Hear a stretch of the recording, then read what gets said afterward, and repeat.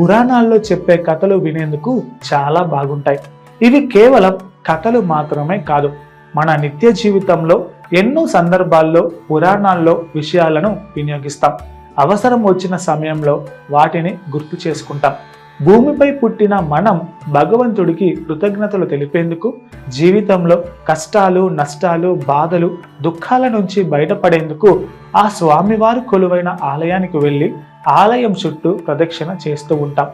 ఆలయం చుట్టూ ప్రదక్షిణ చేసే సమయంలో ముందు మనకు కనిపించేది బలిపీఠం, ధ్వజస్తంభం. ధ్వజస్తంభం దర్శనం తర్వాతే గర్భాలయంలోకి వెళ్ళి స్వామిని దర్శించుకోవటం ఆనవాయితీ. అసలు ఈ ధ్వజస్తంభం ఏంటి? ఎందుకు ధ్వజస్తంభం ఏర్పాటు చేస్తారు? ధ్వజస్తంభంలో ఎవరు ఉంటారు? ఎందుకు ఉంటారు? ఈ విషయాలను ఎప్పుడైనా గమనించారా? ధ్వజస్తంభం గురించి తెలియాలంటే మనం ద్వాపర యుగానికి వెళ్ళాలి.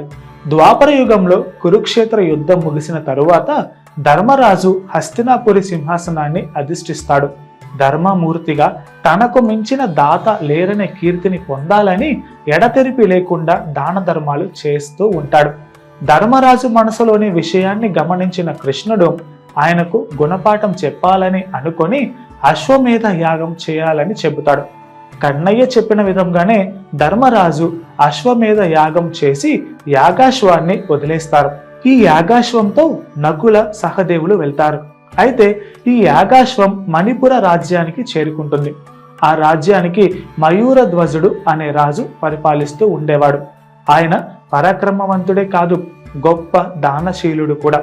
మణిపుర రాజ్యానికి చేరిన యాగాశ్వాన్ని మయూరధ్వజుని కుమారుడైన తామ్రధ్వజుడు బంధిస్తాడు. అశ్వాన్ని విడిపించేందుకు నకల సహదేవులతో పాటు భీముడు, అర్జునుడు కూడా యుద్ధం చేసి ఓడిపోతారు. నలుగురు సోదరులు యుద్ధంలో ఓటమి పాలైన సంగతి తెలుసుకొని స్వయంగా యుద్ధానికి ధర్మరాజు బయలుదేరగా కన్నయ్య ఆయన్ను వారించి కపటోపాయంతో మాత్రమే మయూరధ్వజుడిని ఓడించగలమని చెబుతాడు. ధర్మరాజు, శ్రీకృష్ణుడు వృద్ధ బ్రాహ్మణుల రూపంలో మణిపురం చేరుకొని మయూరధ్వజుడిని కలుస్తారు. తన వద్దకు వచ్చిన బ్రాహ్మణులను ఆహ్వానించి ఏం కావాలో కోరుకోమని అంటాడు రాజు. రాజా, తాము మీ దర్శనం కోసం వస్తూ ఉండగా దారిలో ఓ సింహం అడ్డుపడి బ్రాహ్మణుడి కుమారుడిని పట్టుకొని చంపబోయిందని, బాలుడిని విడిచిపెట్టాలని ప్రార్థించగా మీ కుమారుడు కావాలంటే మణిపుర రాజ్యాధిపతి మయూరధ్వజుని శరీరంలో సగభాగం తనకు ఇవ్వాలని కోరిందని, అందుకే మీ వద్దకు వచ్చామని చెబుతారు. దయ ఉంచి మీ శరీరంలో సగభాగం ఇచ్చి బాలుడిని కాపాడాలని, అది భార్యాపుత్రులే సగభాగం కోసి ఇవ్వాలని అడుగుతారు బ్రాహ్మణ రూపంలో ఉన్న శ్రీకృష్ణుడు. అడిగిన విధంగానే భార్యాపుత్రులను పిలిపించి తన శరీరంలోని సగభాగాన్ని కోసిస్తాడు. మయూరధ్వజుడి శరీరం తెగుతుంటే ధర్మరాజు ఆశ్చర్యపోతాడు. ఆయన దానగుణానికి నివ్వెరపోతాడు. ఇంతలో మయూరధ్వజుని ఎడమ కన్ను నుంచి నీరు కారటం గమనించిన ధర్మరాజు కన్నీరు కారుస్తూ ఇచ్చిన దానం మాకు వద్దు అంటాడు. దానికి మయూరధ్వజుడు, మహాత్మా, తమరు పొరపాటు పడ్డారు.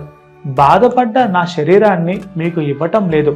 నా కుడి భాగం పరోపకారానికి ఉపయోగపడింది, కానీ ఎడమ భాగానికి ఆ భాగ్యం కలగలేదు కదా అని ఎడమ కన్ను బాధపడుతుందని చెబుతాడు మయూరధ్వజుడు. మయూరధ్వజుడి దానశీలతకు మెచ్చిన శ్రీకృష్ణుడు తన నిజ రూపాన్ని చూపి ఏదైనా వరం కోరుకోమన్నాడు.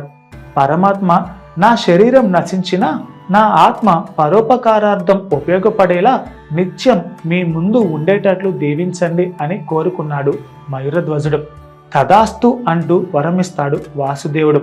మయూరధ్వజ, నేటి నుంచి ప్రతి దేవాలయం ముందును గుర్తుగా నీ పేరున ధ్వజస్తంభాలు వెలుస్తాయి. వాటిని ఆశ్రయించిన నీ ఆత్మ నిత్యం దైవ సాన్నిధ్యంలో ఉంటుంది. ముందు నిన్ను దర్శించి ప్రదక్షిణ నమస్కారాలు ఆచరించిన తరువాతనే ప్రజలు తమ ఇష్ట దైవాలను దర్శించుకుంటారు. నిత్యం నీ దగ్గర దీపం ఎవరు ఉంచుతారో వారి జన్మ సఫలమవుతుంది. నీ శిరస్సు మీద ఉంచిన దీపం రాత్రి సమయాల్లో బాటసారులకు దారి చూపే దీపం అవుతుంది అంటూ అనుగ్రహించాడు.